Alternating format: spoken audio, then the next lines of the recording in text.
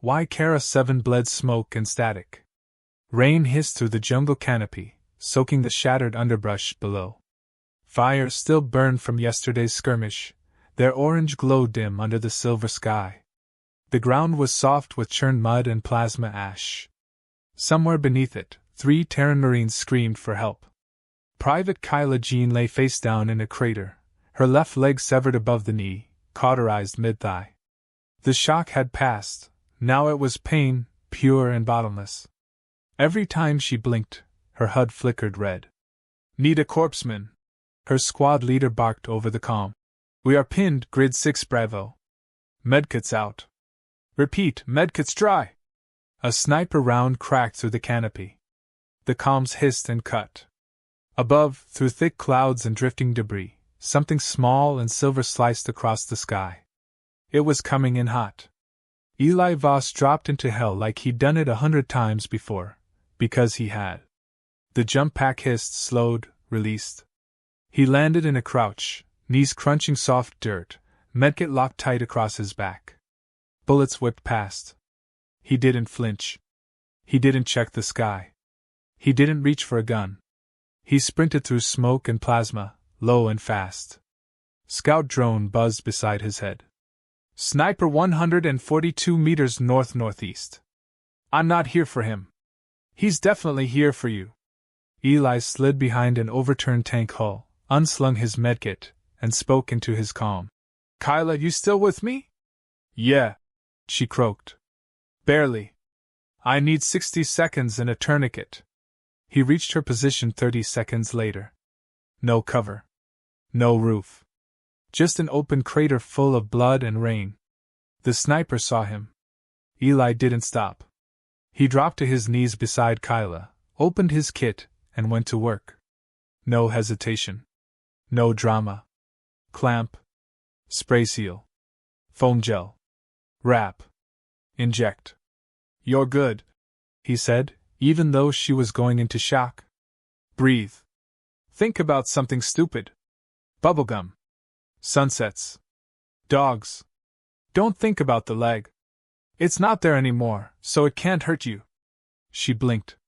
Is that how pain works? Only when I say so. He slid a pain blocker into her foreline. Another shot rang out. Missed by inches. Scout buzz. I can mark the sniper. Don't. He doesn't matter. Eli pressed the final seal, lifted Kyla onto a stretcher sled, and activated its repulsor. He walked beside her, steady as a ghost. Across the field, hidden among twisted roots, 3 Vrithian soldiers watched the scene unfold through targeting scopes. The youngest of them, Rectal, muttered, He's just a healer. The senior one, Merrick, growled. No. That's the human they warned us about. Why isn't he hiding? Because he doesn't care if he dies. Then what's he doing? Winning. Eli delivered Kyla to the evac point without fanfare. The gunship above lowered its ramp. Medics pulled her inside. He turned back without a word. A voice crackled in his comm. Corpsman Voss, stand down. We're rotating med teams. No time, he said. There are still 2 left in the field. The second casualty had taken a gut shot. Internal bleeding. No time for field evac. Eli stabilized him, cracked his own water filter open, and used it as makeshift suction. Scout kept watch. The Vrithian sniper finally stopped firing. No clear shot, too much movement. When the bleeding stopped, Eli stitched, sealed, and shouted, Go! To the runner Marines who came to carry the soldier out. He stayed behind, alone. That's when the sniper changed tactics. The blast was low and sudden, an artillery drone, airburst, 5 meters to his right. Eli was thrown into a trench wall, ribs screaming. His medkit was buried in debris. His arm was broken. Scout flickered. Status? The drone asked. He didn't answer. Instead, he clawed toward the last signal, the 3rd Wounded Marine, Corporal Juno, who'd been left behind when his suit's exolift failed. Juno was pinned beneath a tree. Legs crushed. Bleeding out. Corpseman? Juno gasped. I can't feel my legs. They're not what we're saving, Eli said. We're saving you. He dragged himself across the mud, used one good arm to cut Juno free, and applied a coagulant patch with shaking fingers. You're not supposed to be here, Juno murmured. Neither are you, Eli muttered. Behind the ridge, the Vrithian commander called for a ceasefire. Why? Rechtel asked. He's just one human. Merrick didn't answer. He just stared through his scope and watched Eli, coated in mud and blood, lift Juno's body over his shoulder and start walking toward the evac line, alone, limping, unarmed. The soldiers they'd shot, the ones Eli had treated, they were already back on the field. Rearmed. Reinforced. Enraged. And charging. At nightfall, Eli sat outside the triage tent, his ribs wrapped, arm in a sling. He was silent, staring into a fire barrel. He never looked relaxed, only waiting. Lieutenant Havers walked over and sat next to him. You're a legend, you know. I'm a guy with duct tape and a deadline. They're calling you the ghost medic. Eli exhaled slowly. Ghosts don't bleed. You saved 3 today. I lost 1 yesterday. Havers didn't respond. Scout floated closer. Sir, intercept chatter from Vrithian command. Eli looked up. Go ahead. Scout played it. New field directive. If a human medic is confirmed present in your zone, do not engage. Repeat, retreat, reroute, or eliminate from distance only. Avoid proximity. Code word, Omega Red. Eli blinked once. Then looked at Havers. They're scared of me. They should be. Eli stood up. His bones groaned, but he was still walking. Havers asked, Where are you going? Back to the front. You're injured. I'm not dead. Someone will be. Might as well be useful. As he walked into the dark, the camp watched him go. Unarmed. Outnumbered. Carrying a medkit. And nothing else. Y Kara 7, Day 137 of the campaign. The jungle never rested, but the guns did, just long enough for something worse to take their place. Corpsman Eli Voss moved quietly through the wet underbrush, flanked by a 4-man scout unit. His arm was still in a sling, ribs still taped. But the sling was dirted, cut loose, and the pain ignored. That was the cost of staying on the line. Every Terran squad knew the new tactic: send Voss forward alone, let the enemy see him, and watch their formation collapse like a nervous system struck by lightning. They'd stopped calling for suppressing fire. They just said, Send the medkit. A quarter-mile ahead, Corporal Bren's fire team was pinned beneath a collapsed plasma relay tower. 2 wounded, 1 unconscious, 1 guarding them with half a clip. They'd been stranded for nearly an hour, surrounded by Vrithian squads who kept shifting but never struck.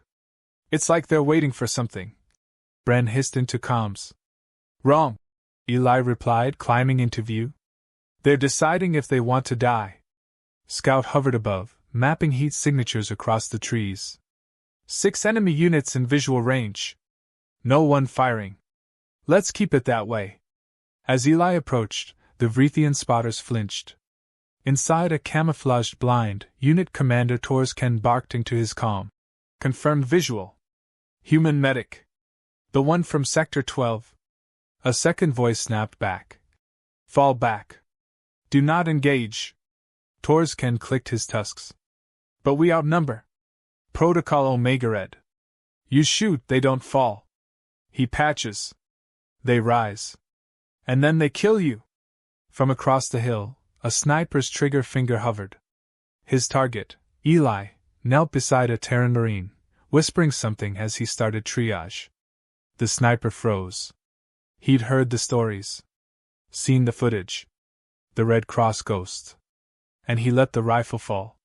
Minutes later, the Terran evac arrived. 3 wounded pulled out, not 1 shot fired. Eli remained behind, scanning the woods. Havers came over the comms. That's the 5th rescue this week. You're getting predictable. Let's hope they keep overthinking it. But what happens when someone doesn't? Eli didn't respond.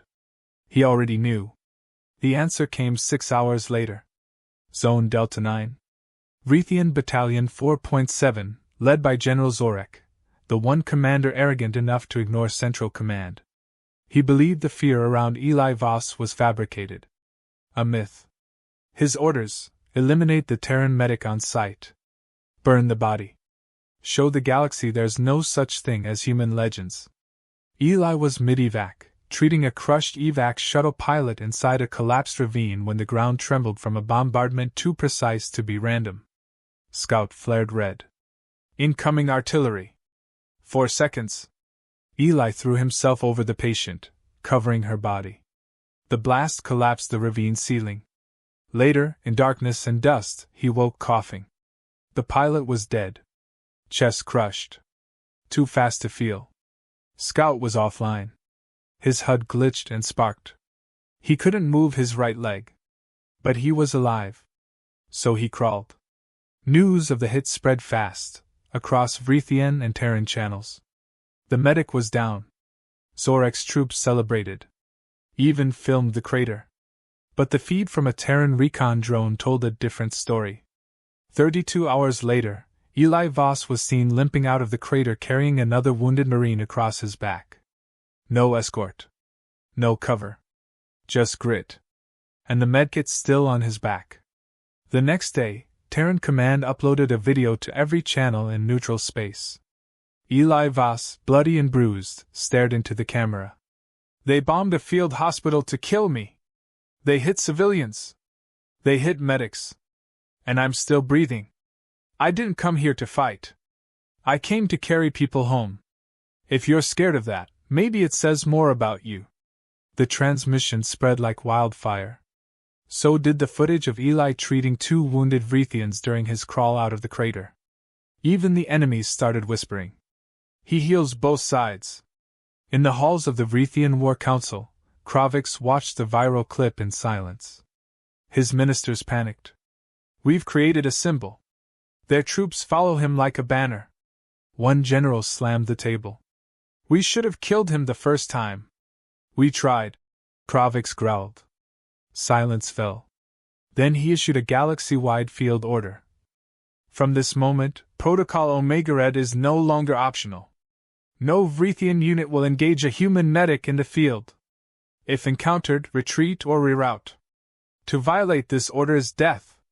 On Ykara 7, back at the triage tent, Havers found Eli stitching up his own leg. You've seen the footage?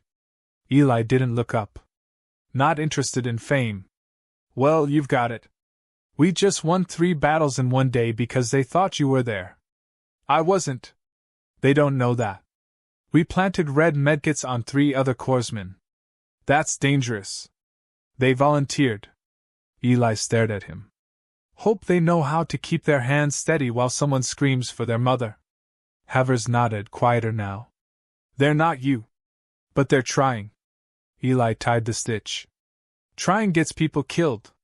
Precision saves lives. Outside, a new recruit stood guard at the gate. He nudged his buddy. That him? Yeah. The one from the crater? He's the reason I'm standing here with both legs. The recruit stared in silence as Eli stepped out of the tent, limping slightly, one hand on the medkit. His coat was torn. His eyes tired. But there was something about the way he stood. Like gravity didn't work the same on him. A moment later, the evac siren sounded again. Another call. Another fire. Eli looked up at the sky, then at his hand. Still steady. He slung the medkit over his shoulder. Back to work. They came for him at dawn. No warning, no artillery, just shadow shapes cutting through jungle fog with blade rifles and disruptor cannons, each one engineered to kill quickly and quietly. Kravix's black talons. 10 elite Raytheon assassins bred for one thing: clean elimination of battlefield disruptors. No broadcasts. No trials. No survivors. Their target, corpsman Eli Voss. Eli was halfway through a medevac. 2 wounded Terran scouts lay on repulsor stretchers, blood soaked through their armor, breathing shallow. Scout drone buzzed above, flickering. Still damaged, but holding steady. Eli limped ahead, guiding them through the jagged trench network near Outpost Seraph. He felt it before he heard it.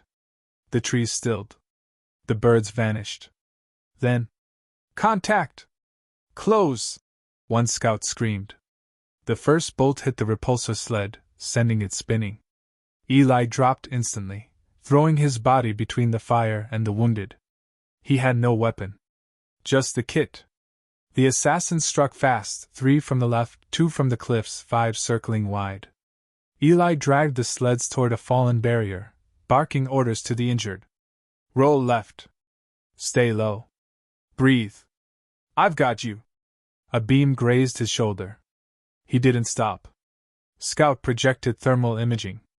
10 hostiles. Pattern, triangulated kill box. "They're hunting you, not the wounded." "Then we give them something to choke on." He rigged a flare, jammed it into a ration canister, and hurled it over the ridge. The flash disoriented the closest Talon long enough for Eli to pull a compression patch over a bleeding artery and slam a stim injector into the soldier's thigh. "You run when your legs remember how." "What about you?" the soldier groaned. "I've got more patients waiting." The kill squad advanced. Fast. Efficient. But Eli had terrain. He ducked into a tunnel fork lined with sulfur gas vents. Hazardous. Unstable. Perfect. Scout, vent feed line gamma. Risk of ignition, 86%. Perfect odds. He waited until the first assassin breached the tunnel. Then he lit it. The explosion was short, sharp, and surgical, filling the passage with fire and rock. 2 Talons down. He ran, dragging the stretchers over rock and wire, his own blood leaving trails behind him. "Why?" Scout asked. "You could leave them and escape." "Because they'd never leave me." At the cave entrance, Eli paused. One of the wounded was fading, breath shallow, pulse chaotic. He knelt fast, pulled open his kit, and began working in near darkness. Chest decompression, saline booster, shock stabilizer. The other soldier stared at him, eyes wide. "You're not even afraid." "Wrong," Eli said. "I just don't let it make decisions." Outside, the last of the Talons regrouped. But they weren't alone anymore. Vreethian infantry approached, but not to assist. They stopped short, weapons lowered. One of them, the lieutenant, held up a hand to the kill squad. "That's the human," he said. "The one who treated our wounded at Delta 9. "You have orders," one assassin growled. "I have eyes," the lieutenant replied. "He is unarmed. He carries no gun." Inside the cave, Eli finished his last injection. The soldier's breathing evened out. Color returned. Scout flickered. "New audio from outside." "Stand down," said a Vreethian voice. "He heals. He doesn't kill." "What does it say about us if we kill him?" Eli sat back, exhausted. He closed the kit. "Scout status? Evac team en route. ETA 5 minutes. Hostiles disengaging." The next morning, the story spread. A human medic, unarmed, had faced down a kill squad. Saved 2 soldiers. Took 2 bullets. Burned half a tunnel. And walked away. More importantly? So did the enemy. In the Vreethian command chambers, Field Marshal Kravik stared in silence at the final report. His elite kill team had failed, not by being killed, but by being seen. Seen doing what they were ordered to do. Eliminating a medic. The footage leaked. Civilian systems across 3 sectors revolted. Even Kravik's own lieutenants asked questions he couldn't answer. He signed a single line on a holopad. "Withdraw from Ykara 7. Effective immediately." Back on Earth, they asked Eli if he'd accept a medal. He said no. But he sent a message, short, raw, sent across every battlefield still burning. "I carry no gun. Not because I can't. But because I don't need to. You fear me not because I destroy, but because I save what you tried to break. If I show up, someone's walking out alive. And that's your problem." Final lines, enemy POV. A Vreethian recruit watches the video. eyes wide. Why do we run from medics? He asks. The veteran beside him replies quietly. Because if you see the human with the medkit, it's already too late to win.